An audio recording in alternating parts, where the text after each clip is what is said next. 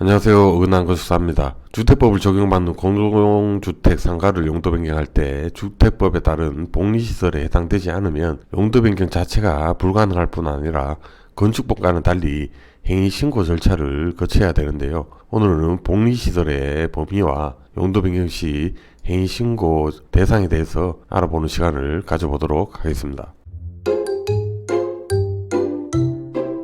주택법에서 정한 복리시설에 해당하지 않으면 용도 변경 자체가 불가능합니다. 예전에 500제곱미터가 넘는 헬스장을 용도 변경하기 위해 알아본 적이 있는데요. 500제곱미터가 넘는 헬스장은 건축법상 용도가 운동시설에 해당하게 되는데 주택법상 복지시설의 범위에는 운동시설이 없기 때문에 용도 변경 자체가 불가능하다는 허가권자의 안내를 받은 적이 있습니다. 결국 그 당시에는 500제곱미터가 안 되도록 상가 내부를 두 가지 용도로 분할하여 해결을 한 적이 있습니다.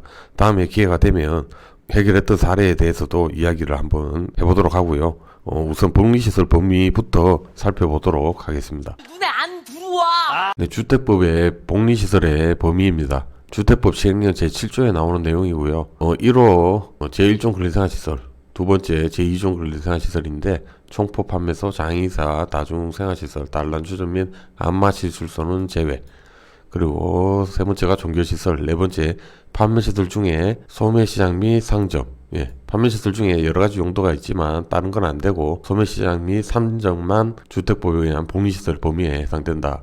그렇게 보시면 되고요. 다섯 번째 교육연구시설, 여섯 번째 수련시설, 일곱 번째 업무시설 중 금융업소. 이것도 마찬가지로 업무시설 중에 사무소도 있고 뭐 다른 것들이 있지만 업무시설 중에 금융업소만 주택법에 의한 복리시설에 해당이 된다라고 보시면 되겠습니다. 몇 가지 내용이 더 있는데 이하 9호에서 14호는 생략했습니다. 뭐 일반적인 용도가 아니라서 생략을 했습니다. 네, 앞서 말씀드렸듯 주택법의 복리시설의 범위에는 운동시설이 없습니다. 운동시설 외에도 빠진 게 몇 개 시설이 있는데요. 여기 없는 시설로는 용도 변경이 불가능하다. 주택법의 복리시설에 해당이 되지 않는 용도로는 변경 자체가 불가능하다, 그렇게 보시면 되겠습니다. 앞서 주택법에 따른 복리시설의 범위에 대해서 봤고요. 이제 공동주택관리법 시행령 별표 3에 의하여 공동주택 행위신고 기준을 한번 살펴보겠습니다. 용도 변경에 필요한 내용만 발췌했습니다. 전체 내용은 법제처에서 공동주택관리법 시행령 별표 3을 다운받아 확인해 보시면 되겠습니다. 네, 입주자 공유관이 복리시설의 용도 변경, 즉 개별 등기가 되어 있는 단지 내 상가의 용도 변경을 뜻하는 말이죠. 이런 경우에는 행위신고 대상이라고 되어 있습니다. 그런데 예외 문구가 있습니다. 다만 다음에 어느 하나에 해당하는 경우에는 건축법 등 관계법령에 따른다라는 예외 규정이 있는데요. 제1종 근린생활시설 또는 제2종 근린생활시설 간의 용도를 변경하는 경우, 이 부분이 상당히 애매한 부분인데요. 기존의 용도가 1종 근생의 소매점이고 변경하려는 용도가 제2종 근생의 체력 단련장으로 변경은 여기에 해당이 됩니다. 그러니까 행위신고 필요 없이 건축법에 따라서 건축물 대장 표시 변경 신청을 하면 되는 게 아닌가, 저의 판단입니다.